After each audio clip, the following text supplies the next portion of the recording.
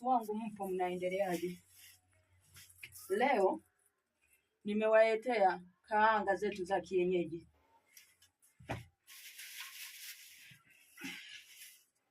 Hizi kaanga ni zetu za kienyeji. Hizi kaanga ni zetu za kienyeji.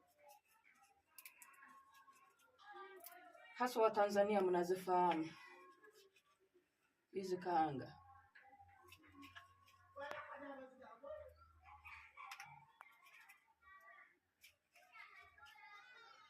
Sasa hizi kaanga zina kazi yake. Kuna mtu ambao wananipigia simu anakuambia kweli Madamu Wema, sijui nani aliniroga. Anafanya biashara inaisha. Anaoa mke anamruka. Anapata mume anamkimbia. Hana mbele, hana nyuma. Yuko katikati ya giza. Ako kwenye shimo. Ndani ya shimo. Na unajiuliza, nani aliniroga?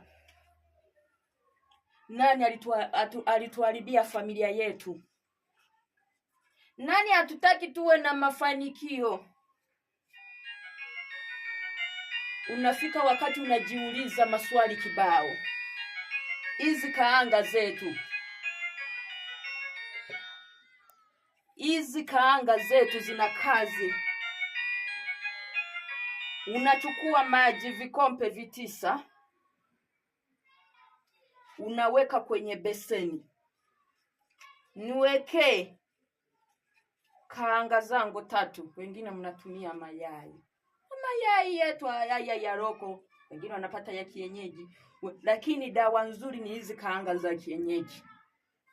Kia kaanga unatema mate mara 3. Hizi kaanga zetu hizi unaweka kwenye beseni.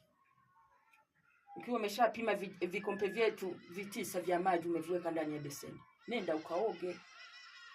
Ukimaliza kuoga muda wote wenye utakuwa nao, toa kaanga moja.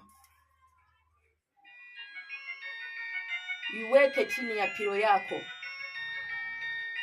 Hicho kitu utakifanya kabla hujalala. Weka hiyo kaanga yako, uombe kila kitu. Unataka kujua naye aliwaharibia familia. Kwa nini hamna mafanikio? Kwa nini hamsongi mbele? Maisha yamekwamia hapo kama nguzo ya umeme. Ulale. Yaani zikifika saa 9 usingizi utaisha kabisa. Ukiisha ndoto yenye utapata basi unipigie mimi. Utasema kweli mama, nimeamini. Jamani, sasa nifanyeje? Sasa nifanyeje? Anayeniroga, aliyeturoga, aliyeua wazazi wetu, aliyetuharibia familia, aliyeniharibia biashara, aliyeniharibia ndoa, alikadhalika. Utamuona.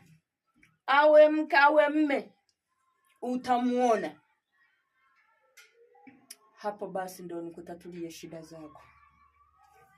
Haya, nawatakia wakati mwema. Mkae salama.